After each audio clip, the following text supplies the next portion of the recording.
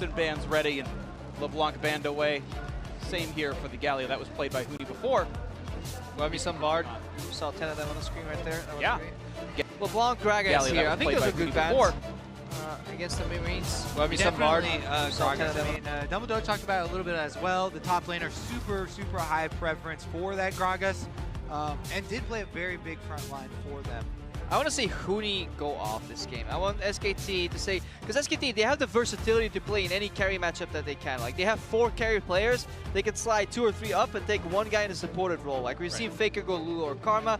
We've seen protected Peanut compositions. We've seen Huni on tanks and carries. This game, I want to see Huni all the way up there. I thoroughly enjoyed Huni's Galio play. I don't know what you're talking about. I do enjoy... Galio's bad, Kobe, for that exact reason. I'm well aware. I'm just saying, I think he did go off already in game number 1. Definitely, let's see him rack up the kills, though. That's what you're looking for, the bloodshed. We'll see the bloodshed happens here. Zig's gone off the table. Slay's probably never going to get that one this entire tournament because, honestly, not enough teams play Zig so you can scrim against that often, where at a certain point you just say, you know what, let's just not give you that one possible edge. As a bot laner, it's also just, it feels kind of cheating. Like, this guy's playing only AFK wave push. Come on, man. At least respect the craft of the lane. Don't play Ziggs. I feel the same way about Karma. Crepo over here. Yeah, all these range supports just AFK pushing. Like, where's the glory? You're only allowed to play Thresh every game and Bard. That's all you're allowed to play every game. That's Crepo's world. Okay, give me that Alistar these days, man. Yeah, Leona, Alistar, and maybe Tom Kench allowed as well. That's too bad. It's going to be Lulu, boys. Big surprise here. Going to lock that in. We'll remind everybody this is definitely a flex pick for SKT. You can't just drop the F-bomb like that. You can't talk about flex picks all the time. I'm sorry, that was a bad joke. That's fine. They happen. Yeah. I know how that feels. Karma Graves here is usually the reactionary rotation because Graves strong early game jungler, and you don't want to give SKT both Karma and Lulu because they've been shown, or they have been showing that you're quite good with that comp. Yeah, I mean, we talk about AD carry uptime or marksman uptime or whatever. Bang has over 600 DPM in the regular season. Just absolutely insane. He is the pinnacle, of putting out DPS. If you add speed and shields to this guy, it actually just becomes insane. Because he's the one, we talk about 4 carries, well, he's always one of them. Yes, Never always. Sliding back right there. Peanut getting his signature Lee Sin here. One of the best champions so far. And Kobe. Oh, Rumble. Well, I still have flashbacks to Huni Rumble. Oh, it was banned like 80% of the time during his stay in North America. Huni's Rumble is absolutely insane, and you definitely will see him way more towards that damage output end of the spectrum here, Crepo. Well, now we get to see if Stark's going to be able to bring in some kind of counter pick. I know we think coming in Huni is significantly the better player, and certainly their pedigrees say that, but you blind pick a top laner, counter picks do exist, and we know Levi's a great jungler. The 2-on-1, the 2-on-2, maybe something can happen here. Yeah, but Stark will have to bend the knee right there.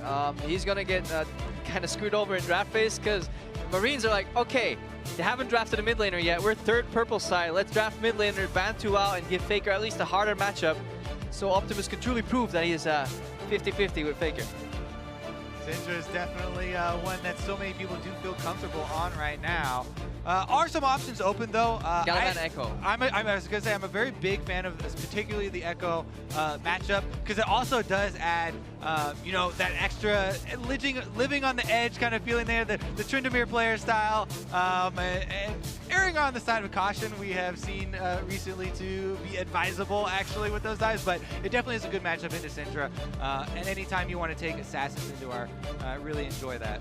Yeah, but they actually end up opening with the Twitch ban, seemingly still afraid of this maybe Karma composition where they don't want to play the Karma themselves, and they're afraid that SKT goes for Karma Twitch, Karma Kog'Maw right here, and that's why the second ban is the Kog'Maw. But the champions other than Karma still exist though, right? Like we saw TSM run with the Nami in the bot lane instead, and you can play Tom Kench for a different kind of flavor on it as well. So they're banning away the hard carry bot laners, hoping that they can soften that blow.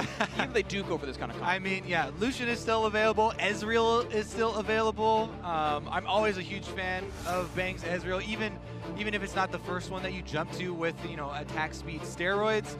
Still Bang. Exactly. Yep. All right, so Fizz off the table actually. A couple of semi-carry top, and certainly one that's got a good matchup into Rumble. So what are the possible counter picks off the table? We'll see what the first pick ends up being. There's still that Gled. Yeah. Gled combined with jungle pressure. Ezreal's banned out, by the way. Oh yeah, Ezreal's already been banned out. So it'll have to be Lucian.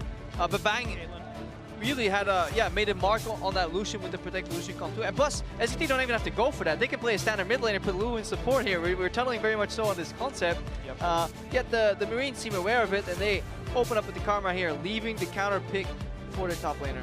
So Graves going to be grabbed up, no surprise here, and it is going to be the Echo potentially that you guys thought about before, and there it's going to be locked in. Echo in the mid lane for Faker to deal with Optimus's Syndra. Ooh, and that's gonna be a fun one. That is bold. It Picking is bold. Syndra and then not electing not to ban out Echo with your 2 bans right there. Ooh, I'm not sure if I respect at least the courage it takes to make that decision. I mean, you respect it up until the point where the solo kills start coming through, right? And then you're like, okay. A little bit of hubris coming through, or maybe just not particularly versed in the matchup.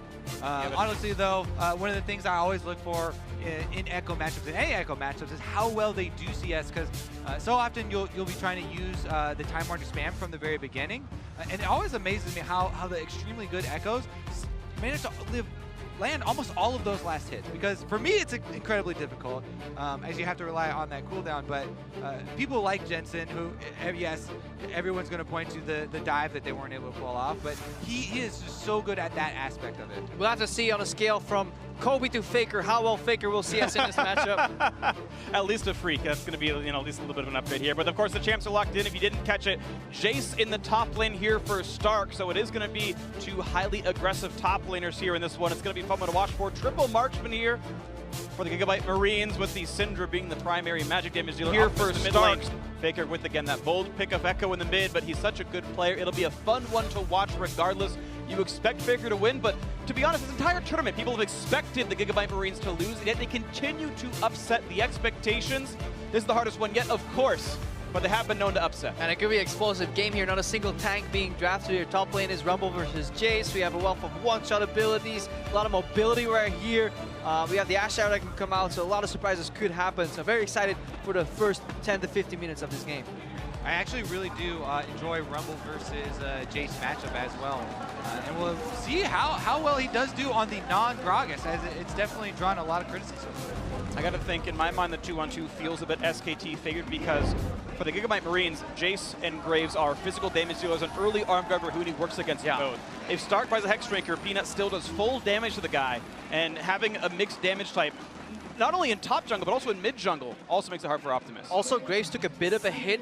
Turgid no longer gets MR on it, so it's still really efficient versus AD users, but when you're playing versus mages mid and top, then Graves kind of falls off in a lot of these fights here. So I'll need to track if that ends up being influential, because SKT is so good at playing on the edge right there. They are, and we'll see what happens here in this one as we have begun. Crowd chants always fun. Love Brazilian crowds. I've gotten to cast in Brazil twice now, and every time it's been incredible. Shout out to Brazilian crowds, absolutely. And we can see that it's been a very passive early game here. People sitting on their own brushes, and an early trinket ward come down to defend some of this. But Faker already learned. Yeah. No longer peeking around the wall. He's in the mid lane brush right now. Yep. Being safe for that invade. Nothing too scary right here. Thunderlord's no surprise on all the users here, and Fervor continues to be the, generally speaking, best keystone for bot lane marksman. Anything else is a bit unusual unless you're playing Jhin. Yeah, strong defense here for the Marines to be able to defend the Raptors. Levi actually does, take down the ward kill, and those do give experience. We'll track that, see if it is a big issue, because especially the top lane matchup. Now, Jace is a champion that can go for an early gank on that top lane, starting on this red side and just heading up there with the red buff. Doesn't have mana problems. And the Jace versus Rumble matchup, the Jace does have that extra kill pressure. The Rumble's trying to play it a little bit safe to farm for team interaction. I wonder if Optimus gets level 2 on first wave, because he revealed the ward, which means he also gets part of that experience and gold. I'll have to see right here. Last creep, because that actually could be a new strategy that we see with the sweeper on level 1. All right, hit the range creep. Optimus.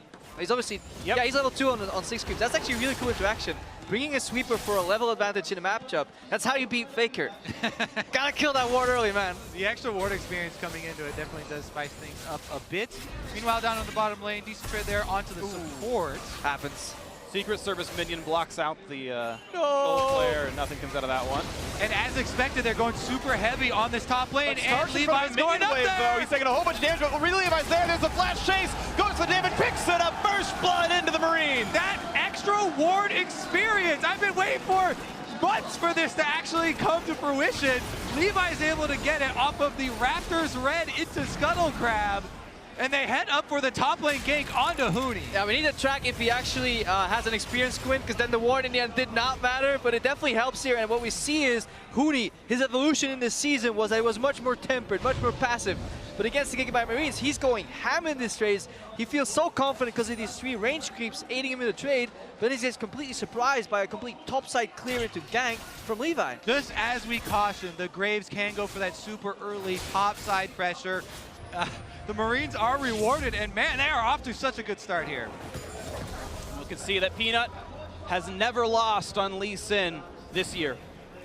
And we'll see 11-0, maybe he can make it 12, or maybe the Gigabyte Marines can continue to defy expectations. And what I find extra compelling about Levi's gank, by the way, is so often when you gank early, the other side of your map gets taken away.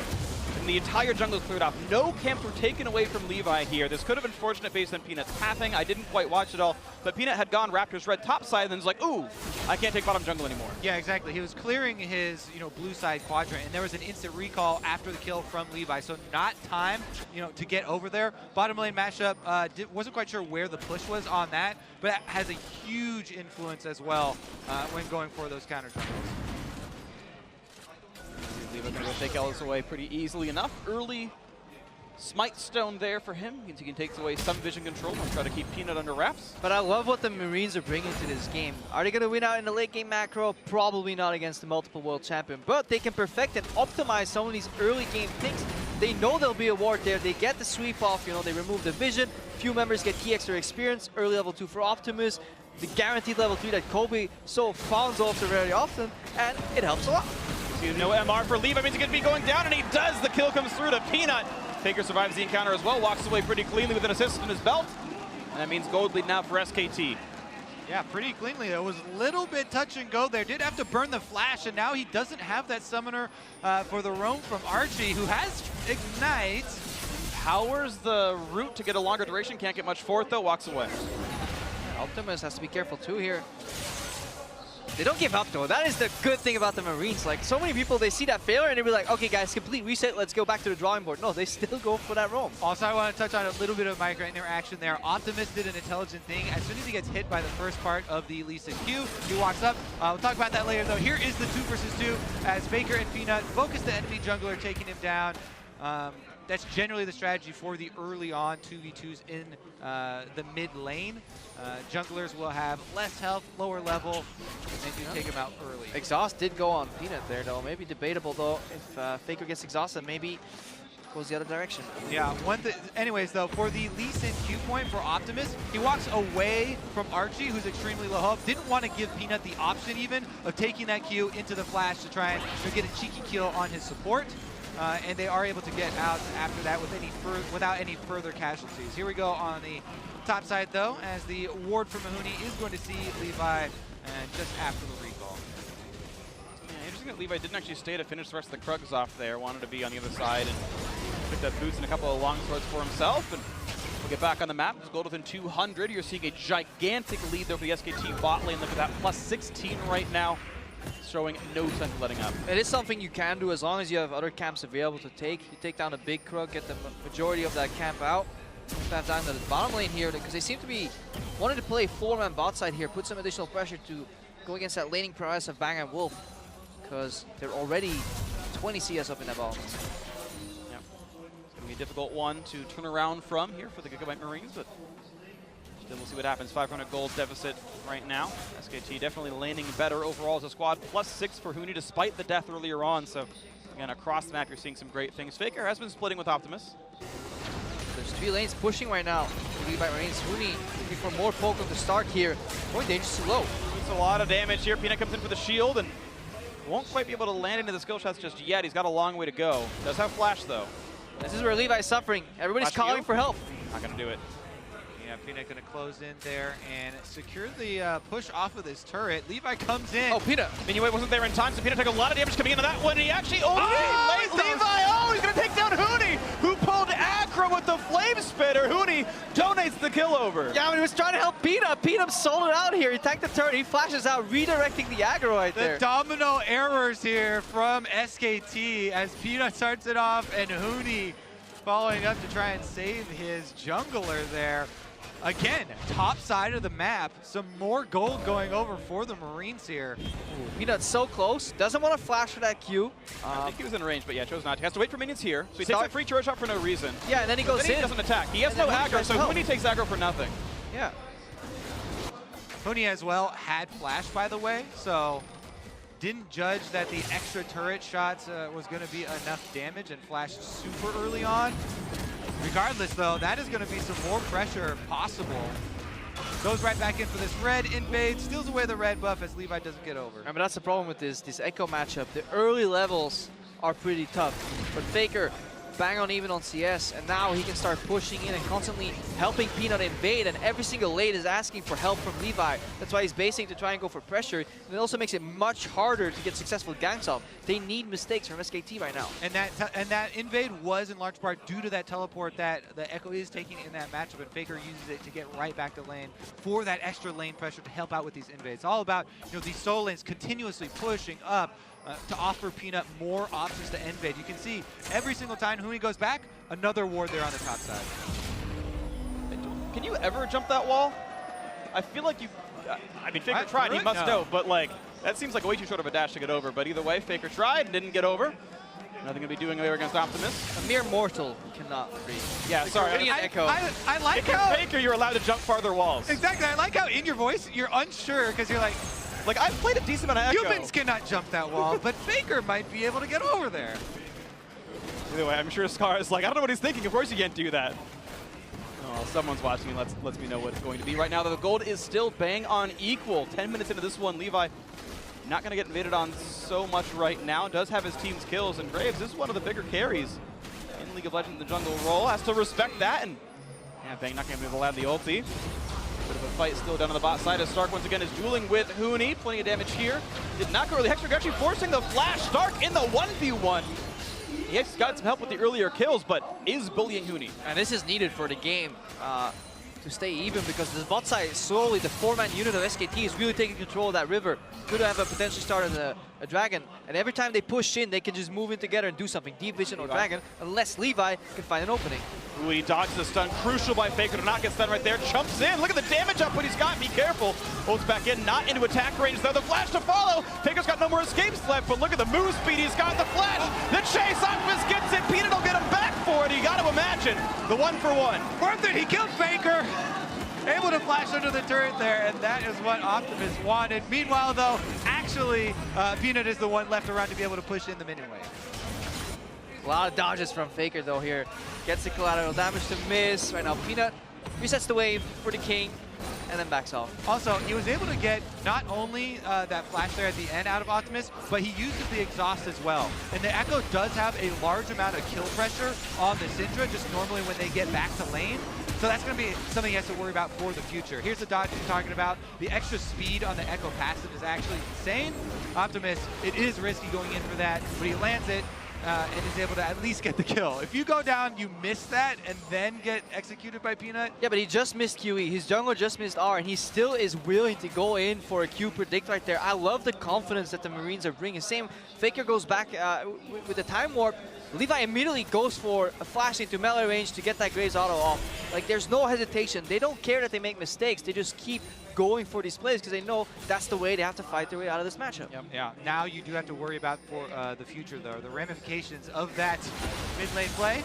Stun is there, though. Faker no ult. He's going to be a bit of a tight fight onto Optimus. Gets the move speed, though, and he's running for it, getting away. Nice job with the passive. And zones best the team out. Just some damage dealt, and honestly, an equal trade against Optimus. Screw your ramifications, says Levi. I'll just visit again. Like, my Syndra has no ulti or no summoners. Well, enemy Echo has no ulti either. Immediate pressure right here. And meanwhile, top lane as well. Uh-oh, Stun's going to get him. Optimus is not long for the world. Time Winder's there. The trade kill not quite going to happen. Nice job with the ulti. The ramifications. Right back into it. Quick stun, gets him away. Bang, not going to find much more to do, but Peanut looking for the kickback's going to find it. Levi is gone.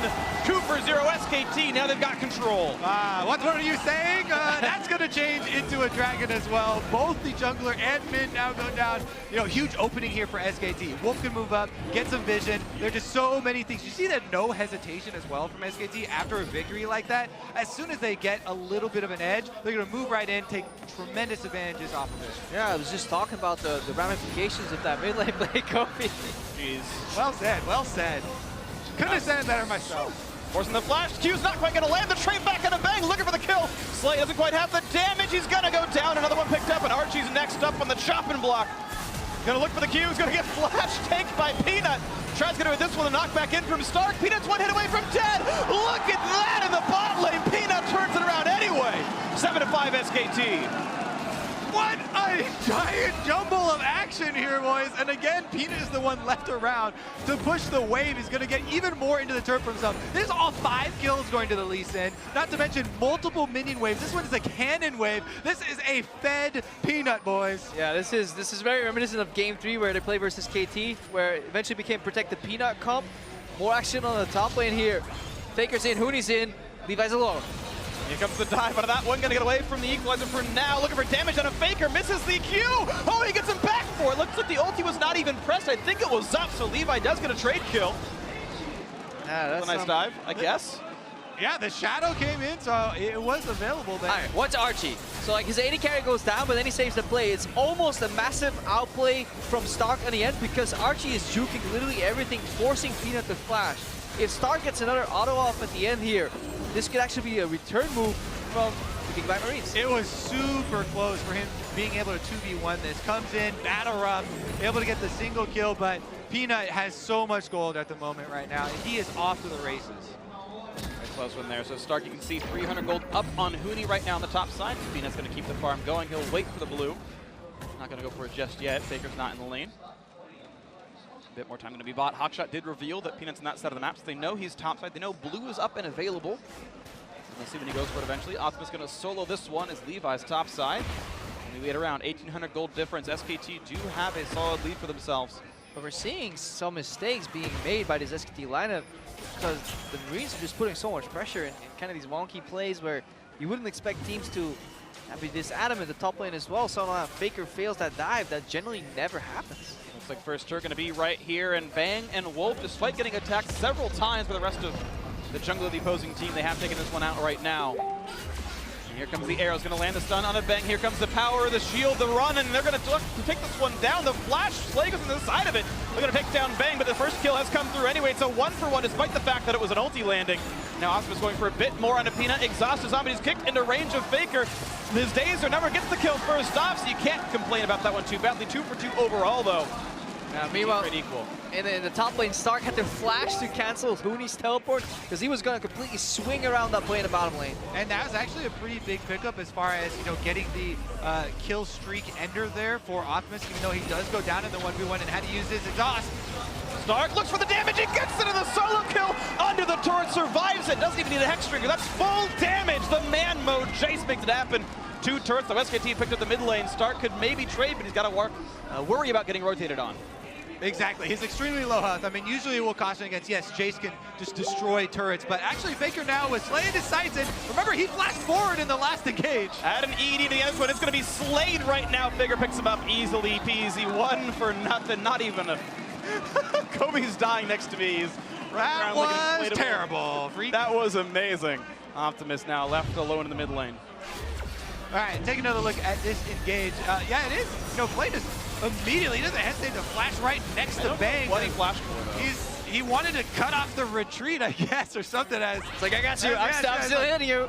Anyways, he was all hyped up for that one. Here goes that interrupt that you're talking about. And he flashed away. Had to flash off of the red carpet. Yeah, gets out right there here, but I love that they're just constantly fighting here. Even though Optimus falls, he gets the shutdown, as you mentioned, Kobe. So hashtag Worf and all that right there.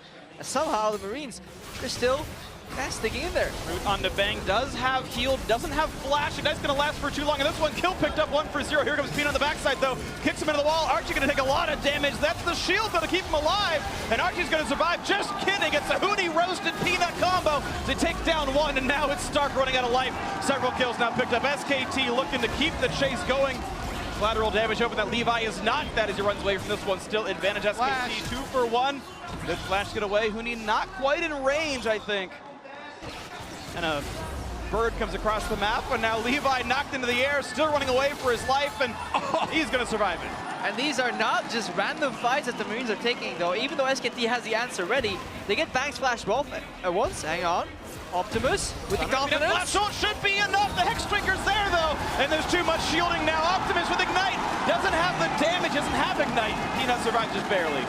Just a window into the mindset here, willing to flash into a 1v3. No, you can't. That's not the mindset. That's just bad, Kobe. Like, you can't flash into a 1v3 as a mid laner. That's the mindset. He's like, trade kills are good. But this is the second time in 2 minutes they attack Bang on the side lane when his flash is down. That thematically makes sense somewhat, at least in terms of aggression play. The problem is SKT always has the reaction ready, and now, I think, I was going to say Gamania Bears, Kickback Marines, they're getting stuck in this like vortex of chaos and just aggression, and they're losing track of where people are on the map. Like, this reaction play from Optimus is just too much. And during that, kind of chaos that you're talking about, I was watching the mini-map this entire replay, and it was Faker down there in the 1v2.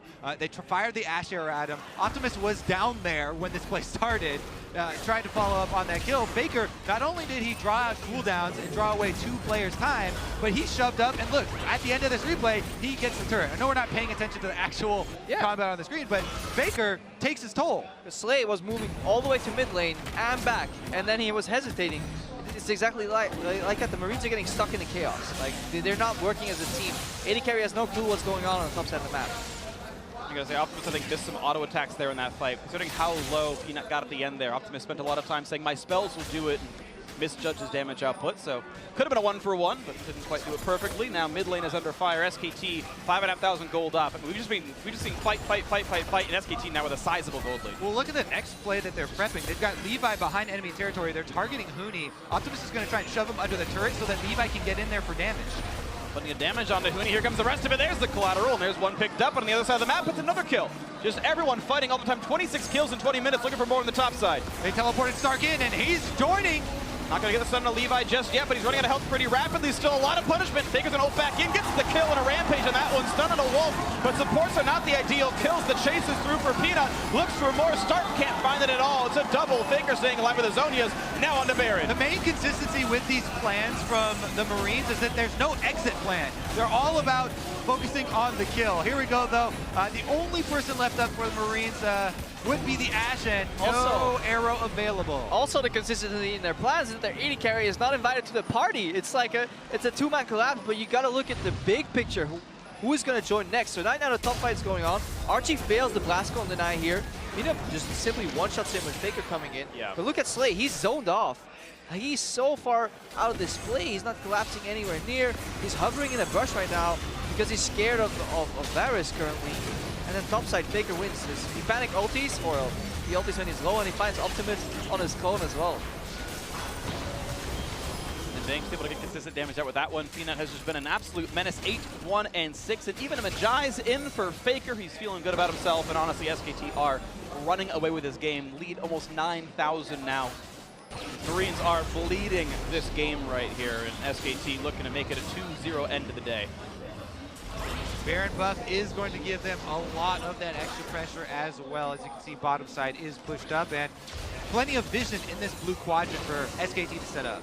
Yeah, they haven't even had to show the strong point of their comp is when they have both teleports on the side lanes and they can actually start maneuvering these minion waves around. That's also what the Marines have been trying to attack. And every time any semblance of side lane dominance is being set up by SKT, they try to attack it immediately. Whether it's Bang with his flash down or maybe Huni on the side lane. The problem is, not everybody is ready for the follow-up play. They know that they need to attack the side lanes versus a 1v1 comp. The problem is, what's next? Slay is very often not privy to that party. See if they look at this one. Still the 9K difference, and SKT has been stacking Drakes. They've got a third mountain on the way later on. At some point, they'll push with Baron, looking for it now. Root onto Archie, not going to be taken down with this one, though. Yeah, they are just buying time there. They default into their 1-3-1. They got pressure on both sides, slowly take down the turrets. Now they can move in. And they can remove cooldowns before they get to the base here. Faker will always be safe in the 1v1. He might even take Stark down here. He's more than safe. Looking for the kill into Stark. He's got to be careful. Pops the Zhonya's. Ulti won't do as much, but the ulti back from Peanut won't do much either. Has to ult and stays alive through. The shields are there. Forces the flash out, and the turret's going to be going down for that one. Not quite going to find the assassination on the backside. Bang survives through the shielding. Yeah, but all major cooldowns have been used by the Marines, and Huni did get access to that bot lane turret. It was a slight step over eagerness, though, by SKT. Faker was lost which direction he was traveling at one point. Still, it shows you that you could constantly move the pressure from lane to lane with 1-3-1 and Baron buff here. And the last defenses are all that the Marines have here. Inhibitor turrets. Yeah. The keys here into the base. It's worth pointing out, all they've been able to do really is just get the kills. 0 turrets, 0 Drakes picked up for the Marines. They've been able to skirmish okay, I suppose. It had some nice fights, some nice looks, but the macro play, you can see the amount of difference between a team like Marines and a team like SKT, where those fights turn into turrets, and the wave pressure's there so that those turrets can be taken. Oh, teleport here from Faker, actually collapsing on Stark. Gonna surround on this one. He's gonna be running out of life pretty rapidly. Here gets a knockback on a Huni. Knight's gonna land, and here comes Faker to make it all happen, and Bang gets the kill credit. And that's the difference between SKT and the Marines. For SKT, they may get kills on the way to the objectives. For the Marines, the kills are the objective. And the minion wave not far behind. They have it in tow, ready to push in, take full advantage of this 30 seconds of the 4v5 power play. Grab this one. Peanut looks to threaten, goes for the play. Nice damage on Archie. Won't go for the kick just yet, but already the depth of the mid laner is there, and Slay forced to retreat as well. Faker wants in, gets the double kill, looks for that one. Peanut, the knockback, the chase through, gets a third of this. Into the back line they go, a miss, and the collateral damage. Faker running low, pops the ulti to stay alive a bit longer, and now forced to retreat away. Pulls Zagger with the Q, a couple more shots will do it. Levi can't quite get the kill picked up. Inhibitor goes down. It's already been the 4 for nothing though, and there's nothing else to do. SKT able to walk away with the base and shambles. Just like that. Inhibitor down as well means that there will be very little time for the Marines to breathe here until SKT return. Yeah, Here goes another look at the dive ball. We saw an exciting game so far with a lot of kills back and forth, but in the end, it's nearly 10K gold ahead at this point, I think. 24-minute inhib down, everything set up for success. So while the journey may change, the destination is still the same for SKT here at MSI. 2-0, the pre-tournament favorites, SK Telecom T1, have had some interesting ones. G2 Esports had run them around for the first 15 minutes or so, and Gigabyte Marines had some small edges here, but SKT, you look at the final scoreboard and you're like, oh, 7 turrets to 0? Yeah, it looks like what SKT would expect here, but the 11 kills, so maybe a bit of a surprise. Yeah, I mean, 2-0. the Marines had some edges at some points, but Faker's got pages now. He found 10 more of them inside the Marines base. Yeah. Full stack. 20 here for the Medjais, and he's looking to use it. Yeah, looking to complete that. Goes up to 25 these days, right? That hasn't been changed? Yeah. And we don't see them many times in Europe, you know, when exactly. he's playing these slow games. Still remember the, what was it, Gambit against, like, Copenhagen Wolves? Like, what was the game where, like, everyone bought snowball items at the end? It was like in 2014, I remember. It was like a sort of the occult rip and piece that item, and Ultimate Bravery? Ultimate Bravery, yeah. SKT can do it at this point with their gold, they probably still win this one. 14,000 up, and all they have to do is close the game out in sub 30 minutes. Shouldn't be a problem for them here as they move to kill towards the triple Mountain Drake. They'll kill him fast, not going to get the stun, but Faker on the back line will right back out and says maybe it was a bit much for him. Even now, Optimus found out here, force the flash wall, still burns down. Huni gets the kill. 1 for 0 so far. Turret still in their sights, hasn't taken too much damage yet, but it will shortly. The shield in for Faker, looks to go to the back line. This time around though, no ult, he's got to be a bit more careful. Is rooted, Zhonya's on, and not going to be enough damage to kill him off, and the kill comes through. 1 is traded back by Stark, but it's 3 for 1 so far. With a 4v2 and into the Nexus turrets they go. SKT going to close it out. Going to start out the mid-season invitational 2-0. They've only got a few more opponents left to kill before they ensure themselves that first place spot so far. Gigabyte Marines did get that upset win over TSM earlier. They will end the day 1-1. But SKT take care of business. The perfectly synced Flare is there. 2-0 SKT.